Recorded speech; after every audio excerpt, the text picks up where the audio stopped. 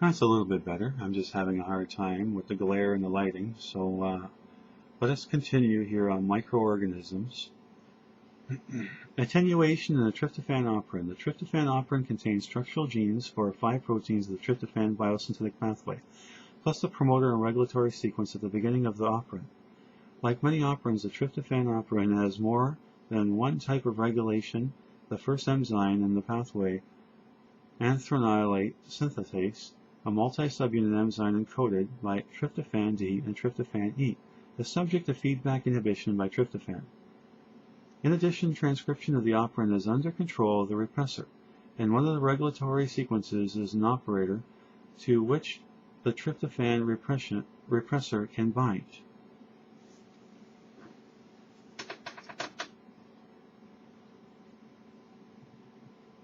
In addition to promoter and operator in regions, there is a sequence called a leader sequence, which encodes a polypeptide that contains tandem tryptophan.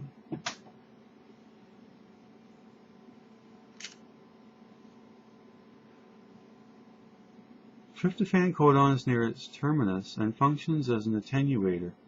If tryptophan is plentiful in the cell, the leader peptide will be synthesized. On the other hand, if tryptophan is in short supply, the tryptophan-rich leader peptide will not be synthesized. The striking fact that synthesis of a leader peptide results in termination of transcription of the remainder of the tryptophan operin, which include the structural genes for the biosynthetic enzymes. If synthesis of a leader peptide is blocked by tryptophan deficiency, transcription of the rest of the operin can occur. How does translation of a leader peptide regulate transcription of a tryptophan gene downstream? This can be explained by considering that these two processes in prokaryotic cells are occurring virtually simultaneously. Thus, while transcription of downstream DNA sequences is still proceeding, translation of sequences already transcribed and begun. This is because as the mRNA is released from the DNA, the ribosome binds to it and translation begins. Attenuation occurs. RNA polymerase stops transcription because a portion of the newly formed mRNA folds into a double-stranded loop, followed by a run of uracils that signal cessation of RNA polymerase action. The stem loop structures formed by mRNA are brought about because two stretches of nucleotide bases near each other are complementary and can thus base pair. If tryptophan is plentiful, the ribosome will translate the leader sequence until it comes to a stop codon. The remainder of the leader RNA can then assume a stem loop transcription pause, site which followed by a uracil-rich sequence that actually causes termination. However, if tryptophan is in short supply, the ribosome pauses at a tryptophan codon, the presence of a stalled ribosome. At this position allows the alternative stem loop to form. And this stem loop is not termination signal, and it effectively prevents the terminator from forming. RNA polymerase then moves past the non-folded termination site and begins transcription of the tryptophan structural genes. Thus, we see that in attenuation there is a highly integrated system in which transcription and translation interact, with the rate of transcription being influenced by the rate of translation. In tryptophan operin, two distinct mechanisms for the regulation of transcription exist. Repression and attenuation. Repression is a mechanism that has large effects on the state of enzyme synthesis, whereas attenuation brings about a finger control. Working together, these two mechanisms precisely regulate the synthesis of tryptophan biosynthetic enzymes, and hence the biosynthesis of tryptophan. Attenuation also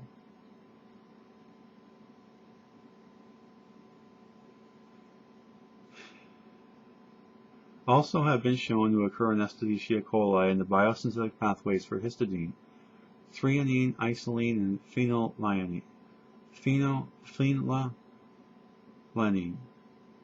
phenylene, and several other amino acids and essential metabolites as well. The leader peptide for each amino acid biosynthetic operator is rich in that particular amino acid. The his operand is dramatic in this regard because its leader contains 7 histidines in a row near the end of a peptide.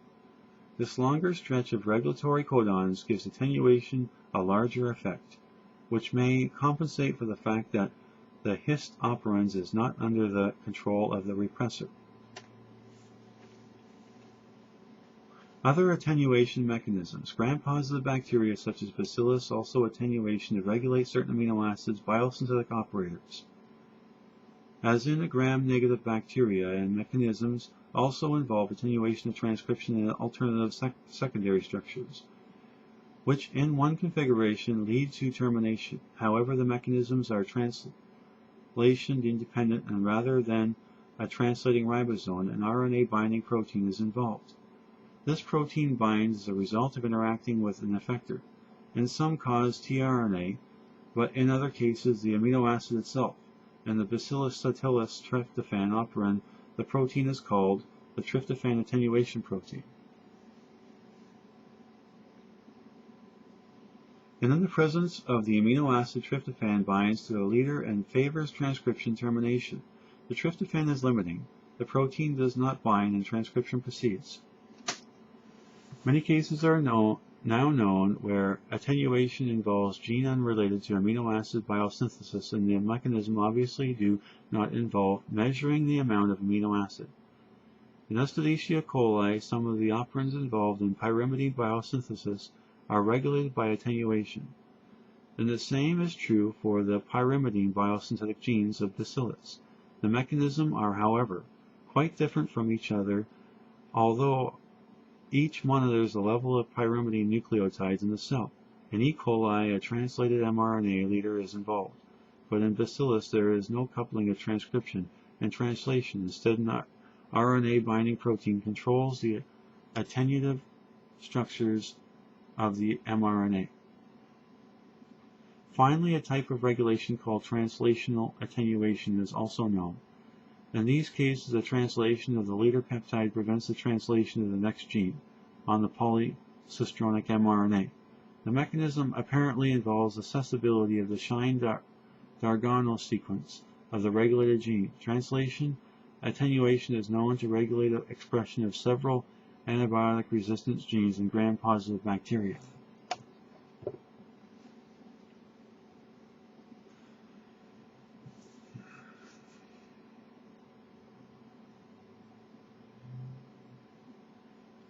Okay, 8.8 concept check. Attenuation is a mechanism whereby gene expression, typically at the level of transcription, is controlled after initiation of RNA synthesis. Most attenuation mechanisms involve a coupling of transcription and translation and can therefore occur only in prokaryotes.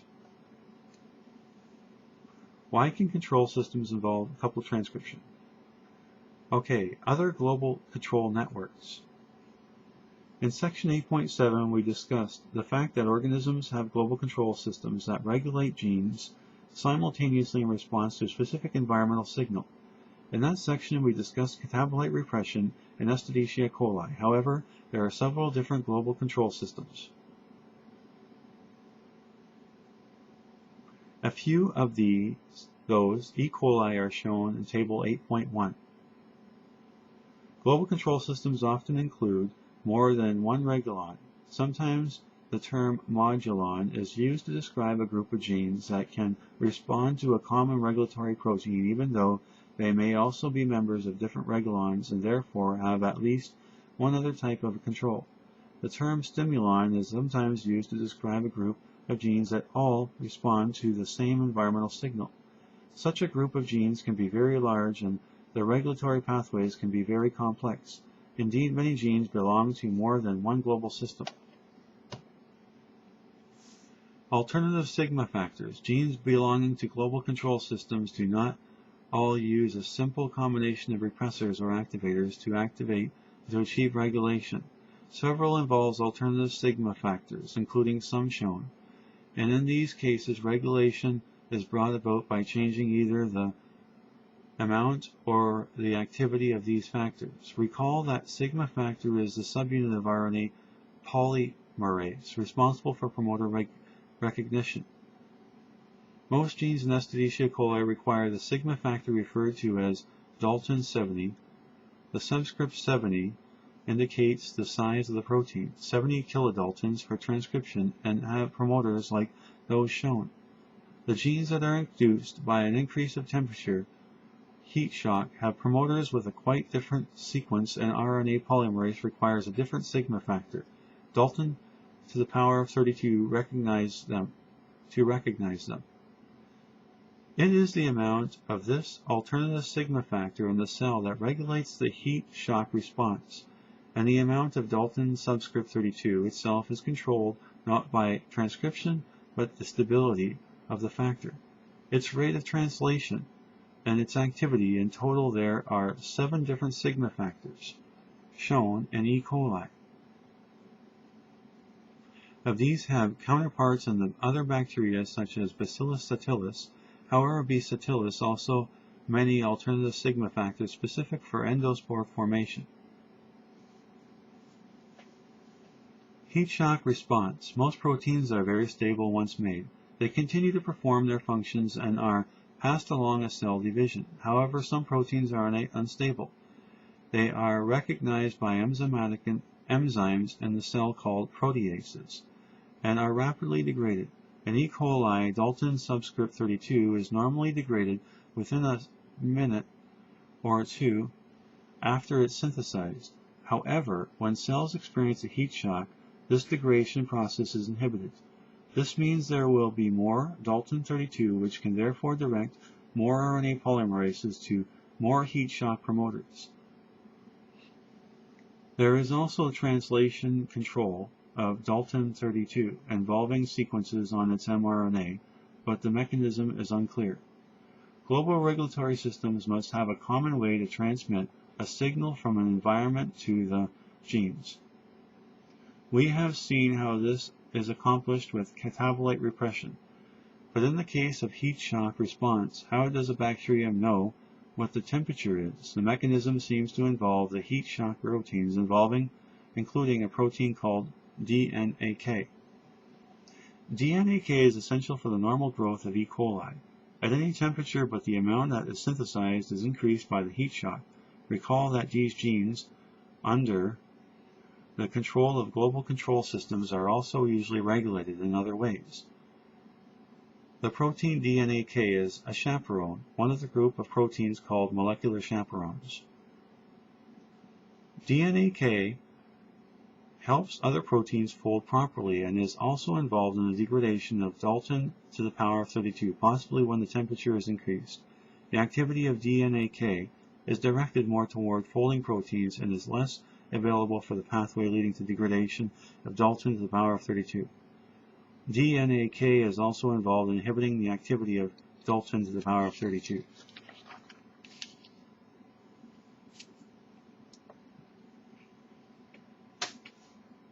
Certainly, an increase in temperature can influence formation of the control secondary and tertiary